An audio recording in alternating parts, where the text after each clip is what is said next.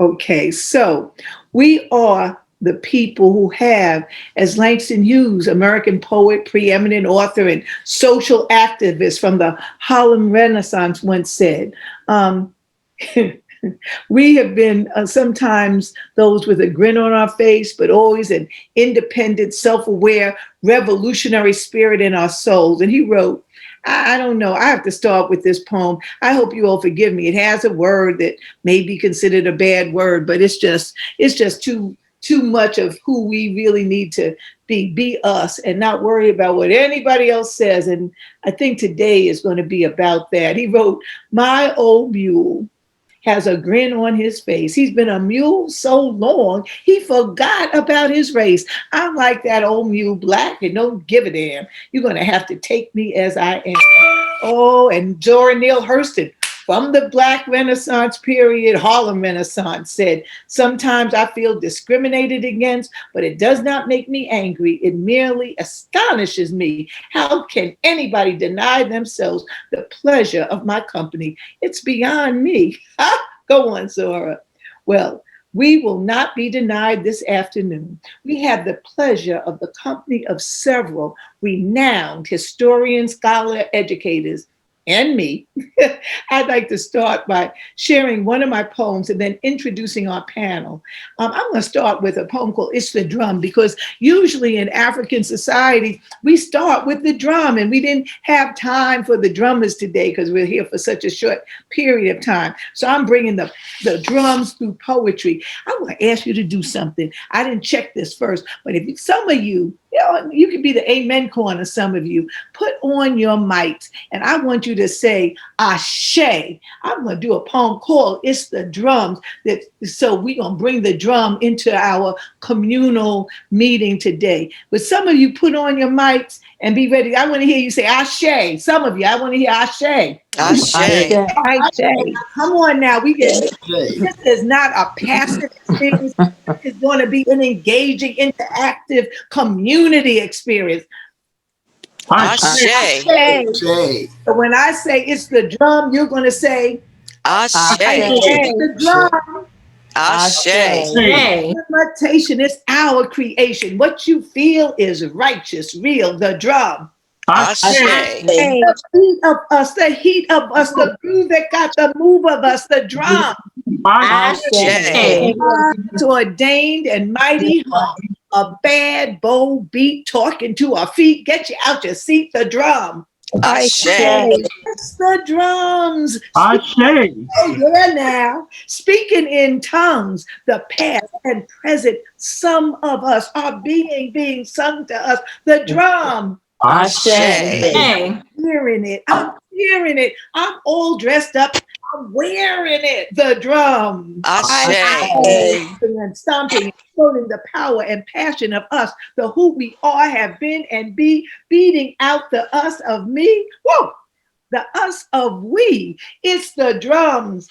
Ashe. Drums. Ashe.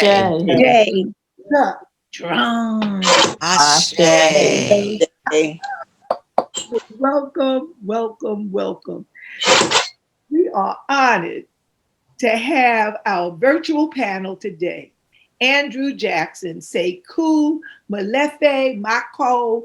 He's been given 7 African names based on his work in Africa and in the African community. He is the retired executive director of the Langston Hughes Community Library and Cultural Center, a library named after I say he's my mentor. I never met Langston Hughes in person, but he mentored me through his poetry. But he is also an adjunct professor at Queens College Graduate School of Library and Information Studies. And he's also on the board of that same graduate school center. He is at the... You can turn off your mics now. We're going to engage later, but turn off the mics because I'll hear other things, please. I'm sorry. Thank you, my loves. He is also an adjunct professor at York College, and he's just never leaving us because we love him too much and he loves us too much. He is a sought after celebrant of Kwanzaa and speaker. He speaks to our traditions in so many ways. He will speak to us first, and then After he speaks for a few minutes, we're asking each to speak about 5 minutes, and then we're going to join in their conversations with each other, and then they're inviting us into that conversation. So the second member of the panel that we'll hear from is Dr. Claude Mangum. He is the current Uniondale Public Library trustee and a retired associate professor of African American Studies and History at Fordham University. Following him, we have Dr. Belial Polson. He is currently the principal of Northern Parkway Elementary School in Uniondale and a leader in education and culturally relevant pedagogy. He's currently uh, written a manuscript. He's co-edited that manuscript called Towards Cultural Sustaining Teaching, and that's published through NCTE. That's the National Council of Teachers of English. Say hello, somebody, and Rutledge. And then certainly the third person I think that's going to be it. So we will ask each to begin this program for speaking about 5 minutes, referencing your insights, perspectives, and expertise. So Seiko, start it going. Greetings, communities. Good to be with you today. Thank you, Linda Michelle, for that introduction and that segue into actually what I'm speaking about, looking at poetry, lyrics, storytelling, and us telling our stories.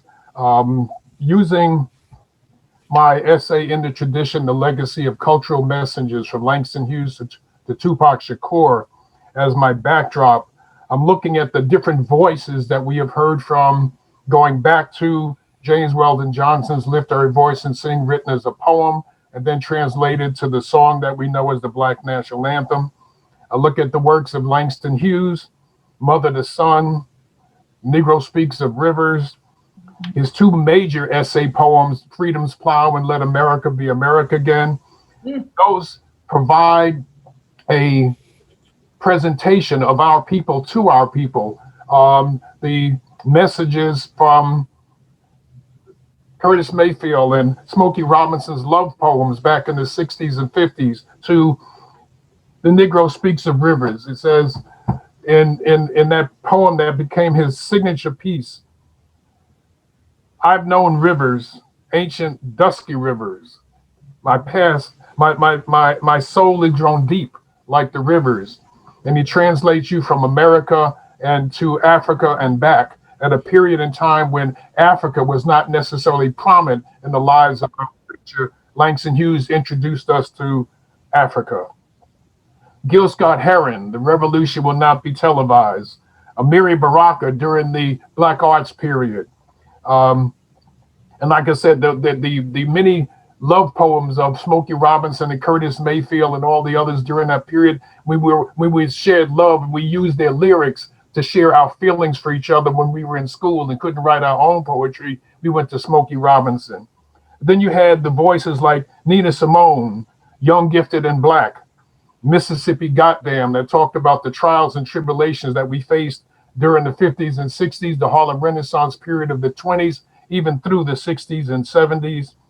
Nikki Giovanni, Ego Trippin', Maya Angelou, and Still I Rise, Phenomenal Woman.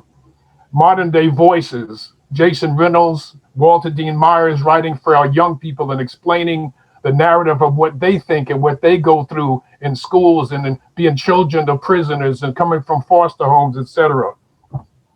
Linda Michelle talked about Tupac Shakur in the book that unfortunately wasn't published until after he died, the Rose That Grew from Concrete, where the poem he dedicated to his mother. The poem itself, The Rose That Grew from Concrete, and the idea that out of these concrete jungles that we live in come these roses called our children and the things that they can do. Rap. Tupac Shakur and Biggie Smalls highlighting, going back to the poetry of Gil Scott-Heron and the last poets of the 60s. Public Enemy, It Takes a Nation. Marvin Gaye, What's Going On? The national song of what's going on is generational to generational. Social political. Movement poems, Harlem Renaissance, Black Arts period. poetry, lyrics, storytelling, telling our stories from our perspective about our lives. When we talk about the Black experience, you look at literature and poetry as the way that we have become modern day griot from the culture of our ancestors on the continent, carrying the tradition and telling our stories of the modern day griots that we face today and we love today. And it was even talking about people who can reflect those words like Michael Eric Dyson, who can go in from academic language to lyrics of poems to lyrics of songs and connect it all together with the tradition of the old past generations and today's generations and make it an academic scholarly experience. We are who we are. And take that back to Lift Every Voice and Sing, which was written in 1900 for a 500 voice choir celebrating the life of Abraham Lincoln in Florida, to what we do today with the lyrics that come out of our songs and our music, and that the culture of our people is documented not only in action and nonviolent civil disobedience and Black Power movements and Black Lives Matter, but in our literature and in our culture and expressing our voices and who we are. And that is what I call that modern day griot celebration of who we are as a people. In our books, in our culture, in our narrative, it is tied up in all the literature that we enjoy today. And that is not a poetry, lyrics of songs, short stories, folk tales. This is our story, modern day griots. I'll let that be the opening for the other speakers.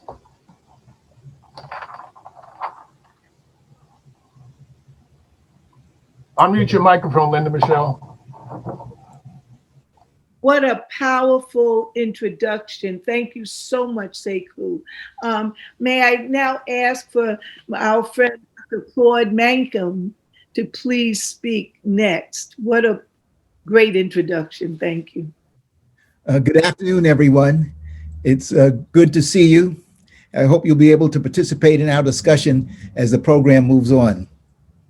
I'd like to give you an overview of the Harlem Renaissance.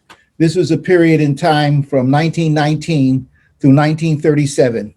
During this period, there were African Americans migrating from the South. There were people of African descent migrating from the Caribbean and South America and Central America. And fortunately, they were able to participate in a time when there was an opportunity for many more Black artists to participate in what we now know as the Harlem Renaissance, which took place between 1919 and 1937. Writers and artists of the Harlem Renaissance were often products of some of the nation's finest schools. Although Zora Neale Hurston came from the rural South, she attended Morgan State University, Howard University, and Barnard College. Elaine Locke was a native of Philadelphia and was a member of Phi Beta Kappa, a very distinguished honor society. He was a graduate of Harvard University. He was the first African-American to win a Rhodes Scholarship to Oxford University and also earned a PhD in philosophy from Harvard University. Aaron Douglas, an artist, was born in Kansas and was an art major at the University of Nebraska. Langston Hughes was born in Joplin, Missouri, graduated from high school in Cleveland, and attended Columbia University before he graduated from Pennsylvania's historically Black Lincoln University. Jessie Fossett came from a prominent Philadelphia family. She graduated from Cornell University and was a member of, again, the Honorary Society, Phi Beta Kappa. She earned an MA from the University of Pennsylvania in Romance languages. Gene Toomer was born in Washington, D.C., and he went to the University of Wisconsin and then to the Massachusetts College of Agriculture. Wallace Thurman was born in Salt Lake City and attended the University of Utah and then the University of Southern California. County Cullen was a native of Lexington, Kentucky, and a Phi Beta Kappa graduate of New York University. So we see that a number of these people migrated from other areas in the country and in the Western Hemisphere and came to New York. The Renaissance gradually emerged in the early 1920s and then expanded dramatically later in the decade as more creative figures were drawn to Harlem. The crisis, which was a publication of the National Association for the Advancement of Colored People, the NAACP, and Opportunity, which was a publication of the Urban League. Both of these journals published poetry and short stories of Black authors. There was a disagreement during the Harlem Renaissance over the definition and purpose of Black literature. Some, such as Elaine Locke, W.E.B. Du Bois, Jesse Fossett, and Benjamin Rowley, wanted Black writers to promote positive images of Black people in their works. Claude Mangum, Langston Hughes, and Zora Neale Hurston disagreed. They portrayed the streets and shadows of Harlem and the lives of poor people in their poetry and stories. Langston Hughes deferred the authenticity of Black art and literature, but insisted that the approval or disapproval of white people and Black people was of little consequence. And I'll quote from Langston Hughes: "We younger Negro artists who create now intend to express our individual dark-skinned selves without fear of shame. If white people are pleased, we are glad. If they are not, it doesn't matter. We know we are beautiful and ugly too. The tom-tom cries and the tom-tom laughs. If colored people are pleased, we are glad. If they are not, their displeasure doesn't matter either. We build our temples for tomorrow, strong as we know how, and stand on top of the mountain, free within ourselves." You see that there were some highlights of this Harlem Renaissance that I'll try and point out. In 1919, Claude Mangum publishes If We Must Die. And I hope that many of you will have an opportunity to look up some of these publications. In 1920, Langston Hughes published The Negro Speaks of Rivers. In 1922, Shuffle Along by Noble Sissle and U.B. Blake was a play that opened on Broadway with Florence Mills and Josephine Baker. In 1923, Jean Toomer publishes Cain. In 1924, Walter White publishes The Fire in the Flint. Paul Robeson, an actor as well as a scholar, an attorney, Paul Robeson stars in Eugene O'Neill's drama, All God's Children Got Wings. In 1925, County Cullen publishes his book of poetry entitled Color. James Weldon Johnson published his book of American Negro Spirituals the same year. And then again in 1925, Elaine Locke published the book and edited The New Negro. In 1926, Langston Hughes publishes The Weary Blues. James Weldon Johnson published God's Trombone, 7 Negro Sermons in Verse. 1928, Claude Mangum publishes Home to Harlem. Duke Ellington appears in the Cotton Club, a nightclub in Harlem. In 1929, Wallace Thurman publishes The Blackberry. Claude Mangum publishes Banjo. Fats Waller play Ain't Misbehavin' opens on Broadway, so we were even on Broadway.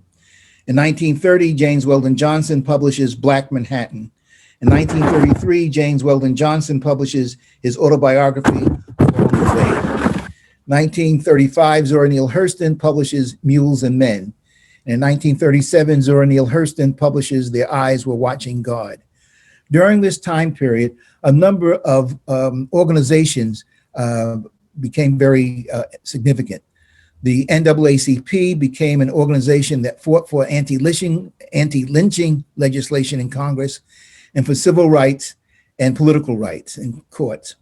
Its membership exceeded 100,000 during the 1920s. Even more impressive was that Marcus Garvey founded the UNIA, the United Negro Improvement Association, which enrolled hundreds of thousands of Black people, many of whom were interested in migrating to Africa.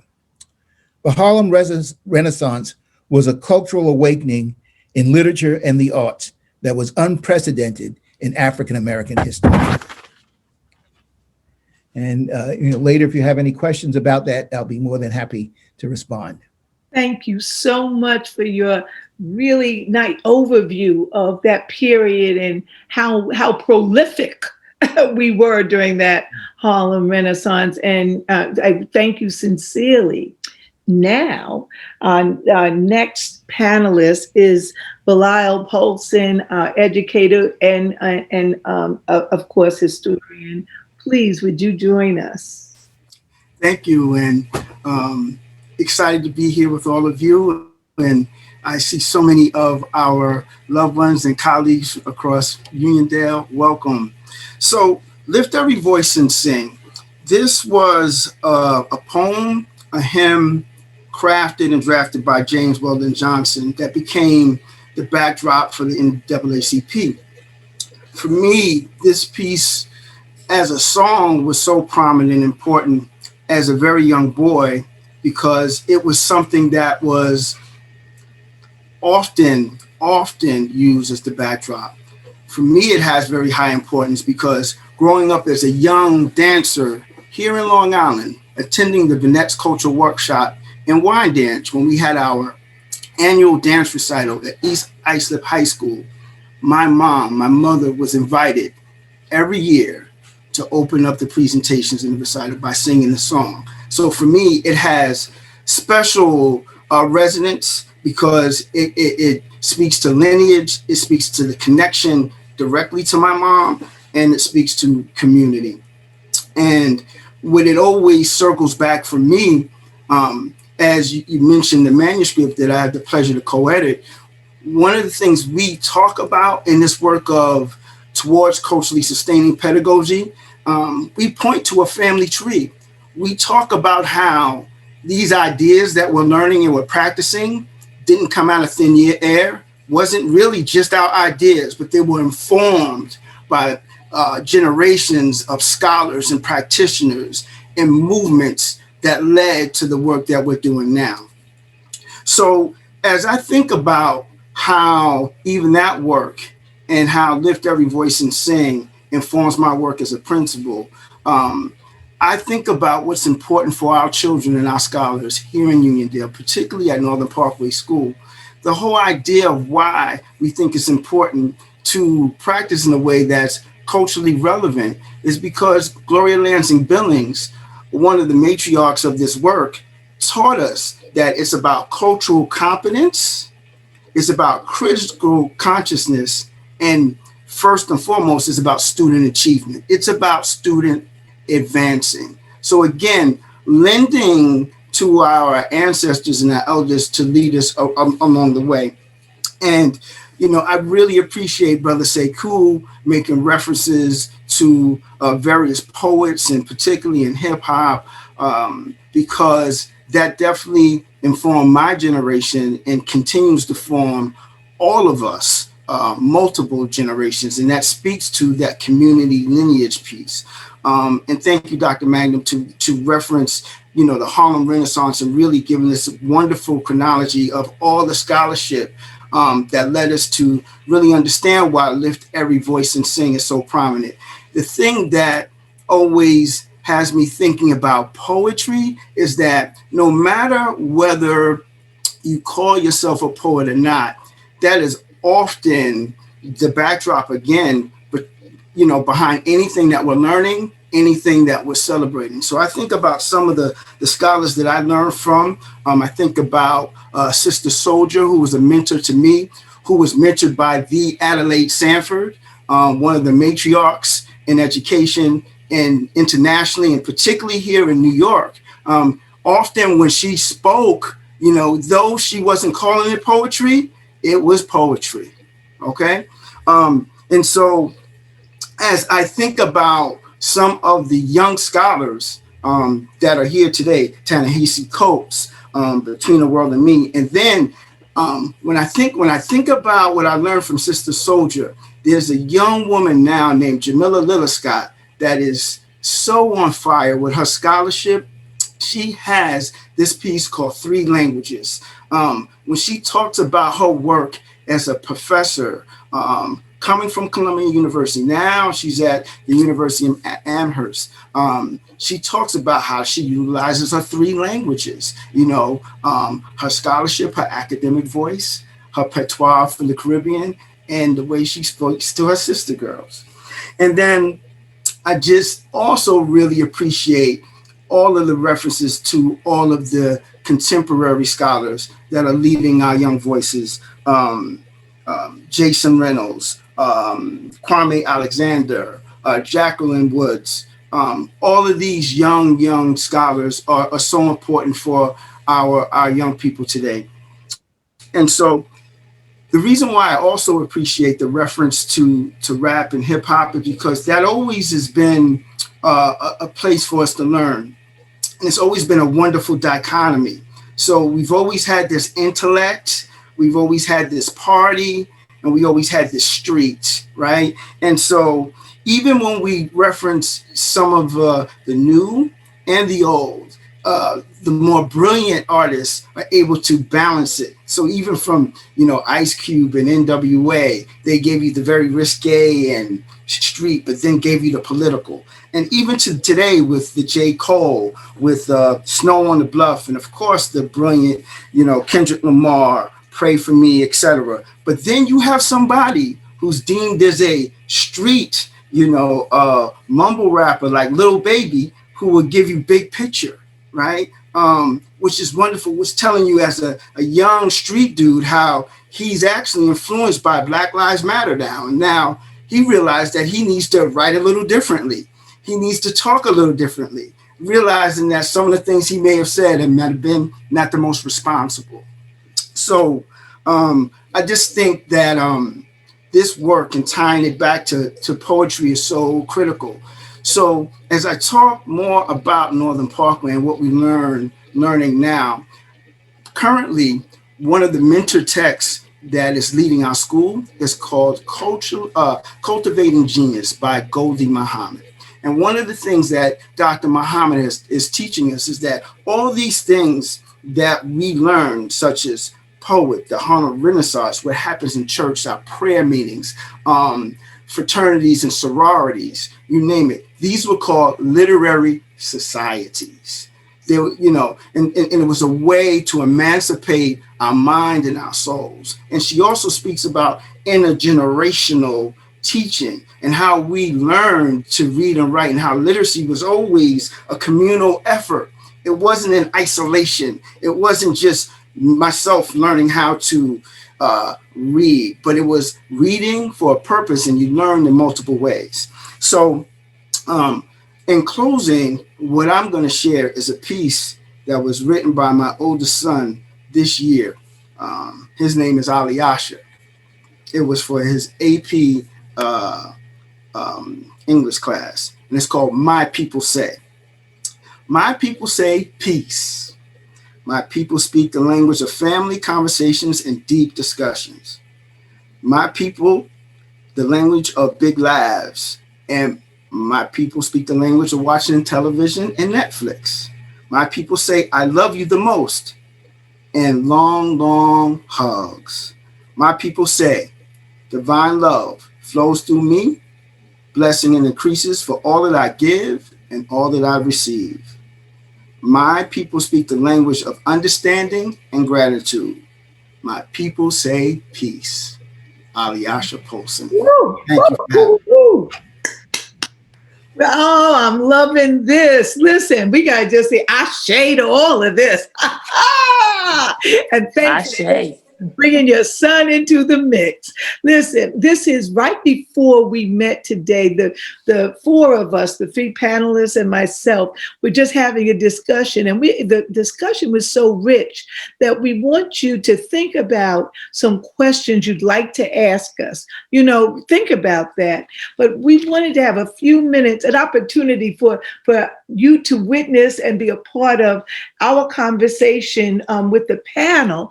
And then we're going to turn this over to an opportunity for you to not only ask questions, but to share. You may have, you may have a poem of your own. Maybe one of your young people wrote a poem. Maybe there's a poem you just like. Maybe there's an excerpt. We're going to give you that opportunity as well. So we're going to open it up. But before we do, I'm going to have to share a poem, right? Share one, and then we're going to open it up. But you made me, this particular poem I wrote when I was writing my dissertation, because I didn't feel like writing the dissertation, but it was really stoked by the hip hop of the time, the energy and the rawness, which was very different from how I traditionally wrote. I wrote this, you talking to me from the point of view, the perspective of one of the young men on the street saying, you talking to me? You trying to buy me with lollipops? I can buy and sell you and still pay the cops. You asking me how old am I? Ask your mom unless you want to die. Oh, you talking to me? I'm old enough, so don't ask my age. What I make in a week beats your whole year's wage. When I go out, it's not to play. Go ahead, mess with me and make my day. You talking to me? Don't even think about my size. I carry something that will equalize. I'm not worried about being tall. My game ain't about no basketball. You talking to me? I don't talk loud. I don't have to shout. I don't like how you look. I'll just take you out. Nah, you're not talking to me. But right now, we got a panel that's talking to us. Come on, panel. Let's open, just the panel, open your mics up and let's discuss. I'd love to discuss, one of you spoke about Adelaide Sanford. She was, oh my God, she was my principal when I was at the Christmas Attic School. I'm writing a book about her life. Wow. Nikki Giovanni, I said, I'm so bad from ego tripping. I'm so bad, even my errors are correct. Come on now, you all speak about it. Come on. That's Nikki Giovanni, yeah. Ego tripping, honey. Come on. Yes. Ego tripping is awesome. And I love that reference to Sister Adelaide Sanford's narrations and My Beloved, starting with My Beloved, and definitely her narrations and I could listen to her forever. Is poetry when she speaks and talks to us. But she makes us realize that the connectedness we have with each other, generation to generation, that we stand on the shoulders of those who came before us, and those who come after us stand on our shoulders, strong as we know how, as Langston Hughes talked about in the Negro Manifesto, and that what the purpose and significance of Lift Our Voice and Sing is speaking to us. And the one thing when I talk to my students about that poem and the lyrics is that if you read it, there's no mention of being Black or colored or Negro. It's universal, but the message in each one of the three stanzas is something that we take for ourselves and take to our people, and it represents who we are as a people, modern day griots. Absolutely. I'd love for you, while we talk with each other, Belial, too. I'm wondering, do you know Chris Emdin? He's one of these researchers. When you talk Chris Emdin is absolutely brilliant, out of his mind. Yes. Because he's talking about bringing hip hop in. He's talking about bringing the Amen Corner, bringing the church in. He's talking about bringing all of what we are. He has this thing called Rap Genius. Oh.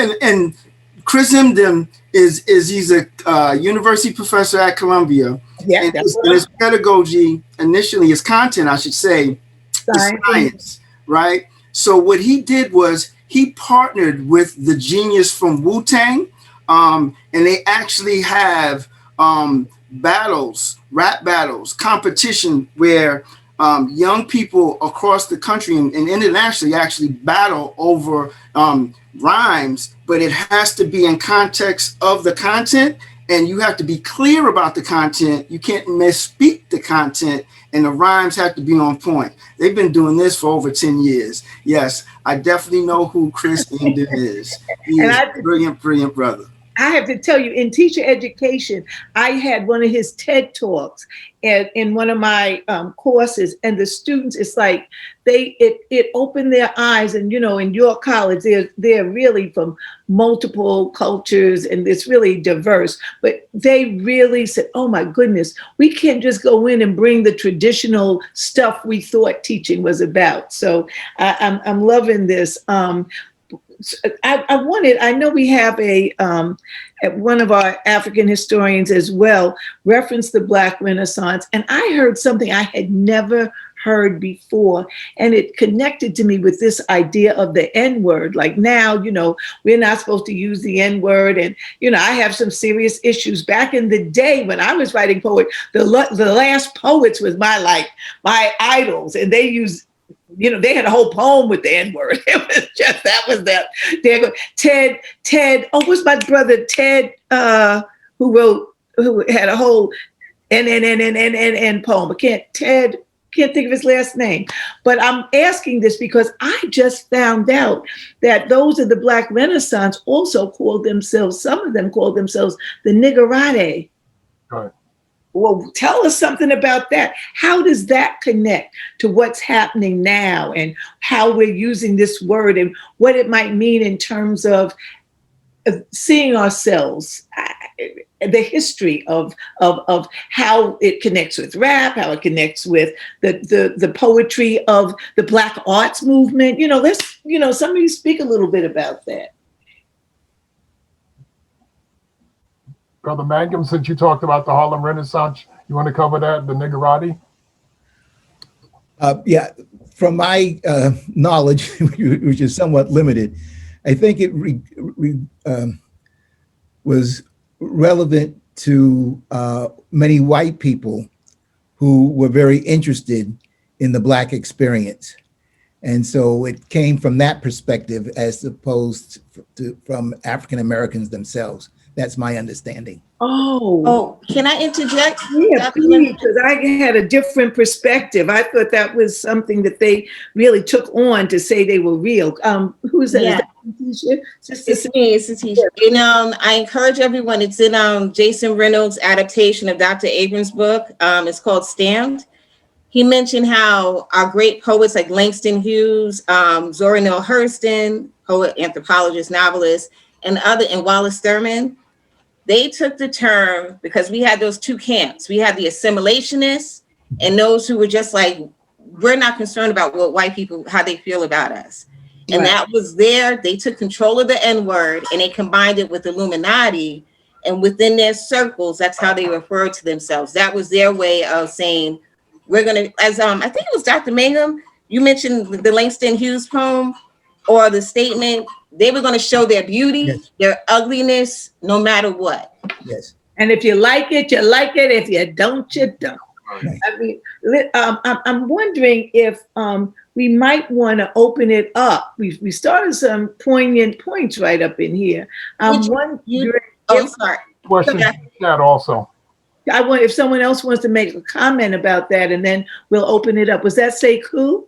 I'm looking at some of the questions in the chat. Terry's asking, how do you feel about using curse words in poetry? I think initially, I think it was for emphasis and impact and the emphasis of what they were trying to say, particularly Baraka used a lot of it, Gil Scott-Heron used a lot of it, but I think in later years, it wound up being used as words when they couldn't think of something to say, they would fill it in with profanity. Yeah. I think that it has a purpose. Sometimes it's impact and emphasis. Other times it's just there for shock value as well. Exclamation points, Right. etc. Italics and neon. Go ahead. Please, I didn't. Go ahead, Bilal. Yeah, I was saying it's often used for exclamation points and italics and neon. I noticed just coming up as a young person, and it's interesting just the generations of how we come to learn things. I remember having to sneak to, listen to Richard Pryor and listen to even Frankie J, albums, right? And just hearing it and then getting the backlash from my parents of why I shouldn't have been listening to it. But then later on, hearing how some of the most brilliant minds had the filthiest mouths, right? And how they also informed a lot what was going on, particularly not only in Black Hollywood, but Hollywood. For example, Paul Mooney, who not only wrote for Richard Pryor, but he also wrote for Dave Letterman. But he has the filthiest mouth you would ever imagine, but he is brilliant. And I had the pleasure of meeting and knowing his sons when I lived in California. and the nicest man you ever want to speak. And when you see him one-on-one, he doesn't really cuss. It's like, what? I thought every other word would be a cuss word, but everyday language, he doesn't really, so you just wonder if it's, for shock value, performance. But yeah, that was one of my noticings about some of the brilliant minds as a young person. Like, wow, they so bright, but why do they cuss so much? Well, I don't want to speak from the brilliant mind point of view, but I will speak from being a poet in that time. And to be a poet in the Black arts movement, it was almost perfunctory that you had to have some curses in there or it wasn't real. I mean, what you writing if it didn't have a little something in there? And the N-word, you my N-word, you this one, and N-words do this. I mean, it was perfunctory. It was not just shock. It was just, if you're going to be real, you got to be real. When I started writing for the school system, I used some of my same poems. And I said, I think I'll just take this word out, take that word out. But what was wonderful, if you writing from the spirit, the depth of you, when you take the words out, the poem still stands. If the poem doesn't stand without it, then what is it? So I want to, some of you are writing questions in the chat, but just some of you have questions you'd like to ask us. We only have about 10 minutes, so we need you to, now we can open it up as part of a conversation. You can ask questions, or you could just say, whoever's speaking, I'll try to spotlight you, and we can just see, you can ask any of us anything, or you can give some thought yourself, or if you have a poem you want to share, come on with it. This is your time. This is community time right up in here. I'm looking at comments by Charmise Desire. She says, what do you feel is the responsibility of today's influencers in learning the history to have accurate content in their message, no matter what the medium? Creative means of communication is just a way to reach diverse populations, but the content must be a point of accountability. Okay, so you showing off because you can see. I don't have my So why don't we answer that? Come on, or speak to it. All of us, this is open. Come on. Of a Black Studies professor, I teach a course in the Introduction to Black Studies at York College. And I always talk about the interpretation of history that I'm presenting as Black Studies is the missing chapters of American history, that we need to learn of the history that was deprived of us. Carter G. Woodson talks about in The Miseducation of the Negro, the impact that education has with a college education, but never learning who you are and how you fit in history and what you've contributed to history. Those are those same things that she's talking about, the influences in learning the history. Our people need to learn our history so they understand how we came to be where we are, why Black Lives Matters today, which is no different than the anti-slavery abolitionist movements of the early 14, 15, 1600s, 1700s, and the impact of our people in contributing to this country, even when we were enslaved, the inventions that we've made, the contributions we've made. And I told my students, if we learned from the recent book about the sisters who worked for NASA, that if it wasn't for their contributions in NASA and the space program wouldn't exist. We just learning about that in 2017? My question was, what else don't we know? So yes. The responsibility of the accuracy of history is important, especially for us who were told when we were children, and I'm sure you were told when you were children, we didn't have a history. Right. And the other piece is something real basic. If we don't know our history, we don't know what the big deal is. There are people, young people, who didn't understand what's the big deal about a Black president, because that's all they knew. They were so young. What's the big deal about women? What's all the big, so who cares about blackface? Why is that a big, because we don't know our history. If you don't know, with the miseducation of the Negro, what did Claude G. Woodson say? If you've been brought to the back door after a while, if there is no back door for you to go through, you're going to create one yourself because you don't know our history. Come on, somebody. If I may, Dr. if I can add to it, I wanted to say that, in my teaching experience at Fordham University, and also when I was a high school teacher at John Brown High School, I found that most of my students who took the classes and were interested and became majors in African American studies were white.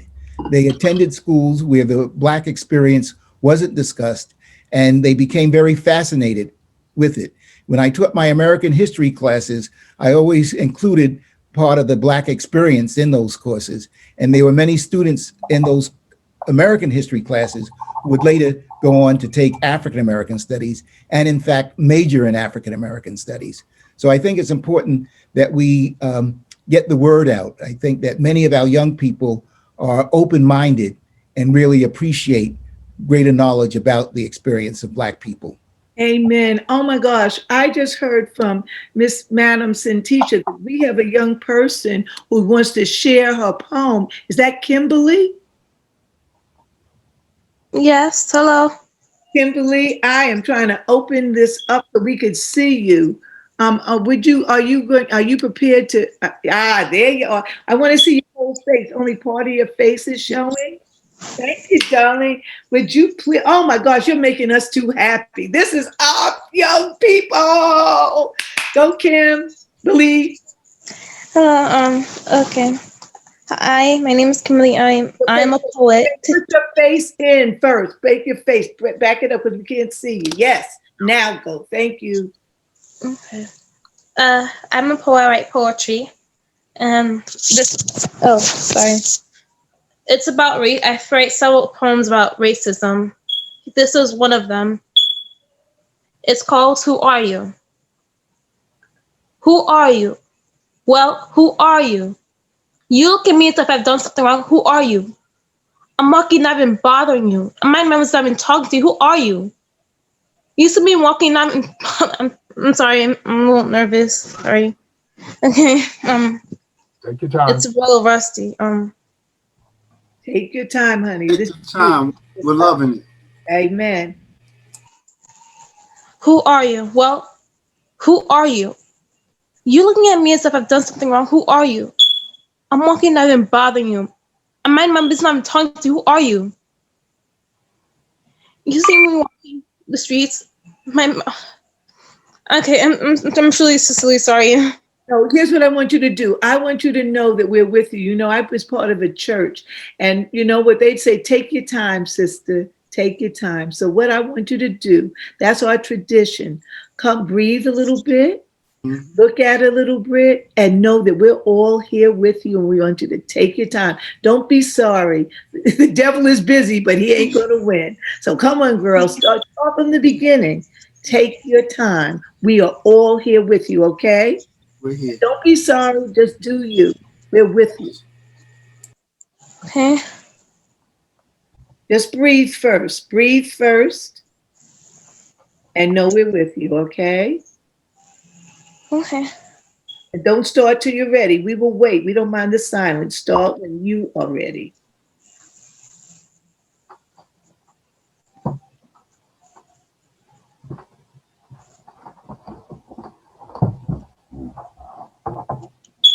Okay, here you go. Who are you? Well, who are you? You looking at me as if I've done something wrong. Who are you? I'm walking, I've been bothering you. I'm minding my business, not even talking to you. Who are you? Some of you I see on the news, you're assaulting people different from you. The skin you see may look ugly to you, but it's beautiful to me. It's dark and angelic from what my eyes can see. You're shooting us down, watching our blood flow to the ground. What is wrong with you? Are you sick? Does the sight of our blood bring joy to you? Because if it does, there's definitely something wrong with you. Some of you I see on the news, you're assaulting people different from you. Some of you are wearing navy blue. Who are you? Some of you are doing good, and some of you, I just don't know what to tell you. Do the right thing. He's always watching you. Yeah. So please, do follow the rules, both of the rules. Because as far as I know, he's always watching you. Oh my, Kimberly, God bless you. Thank you so much. Thank you. This is what today was all about. You made this, you made this so worthwhile. What a wonderful, powerful lesson you've been. Thank you. Thank you. Thank you. Thank you so much for that. I think we have to leave.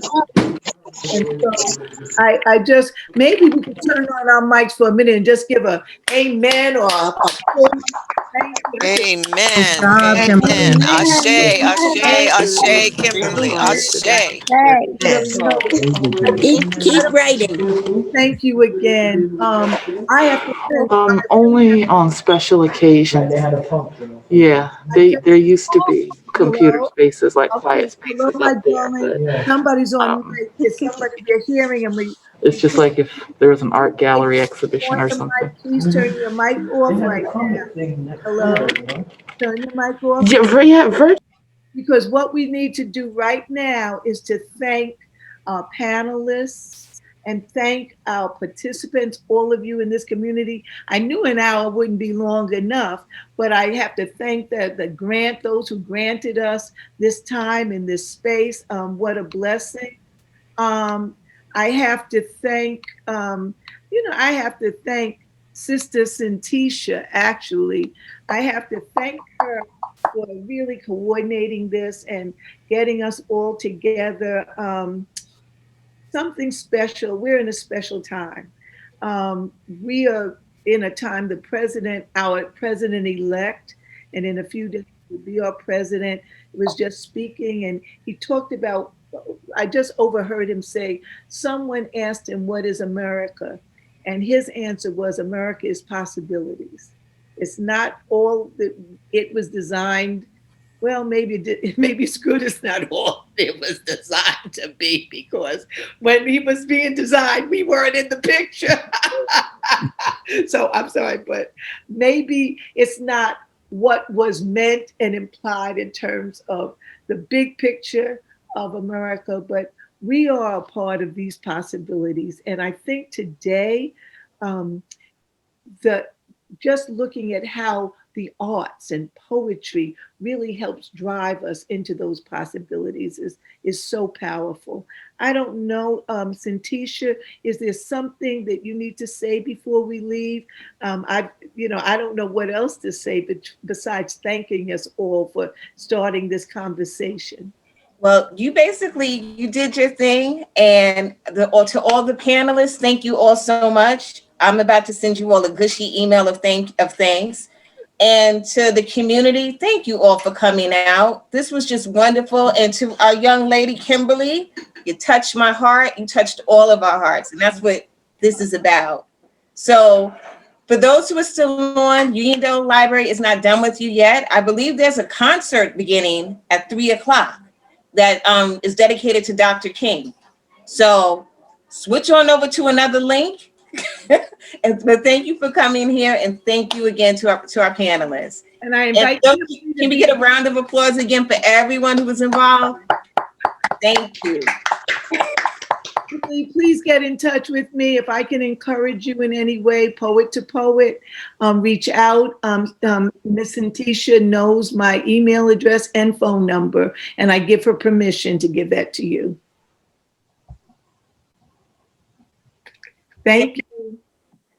Okay, thank you, everyone. Enjoy the rest of your Saturday. Take care. Take care. Thank you. Thank you. Bye-bye. Bye-bye.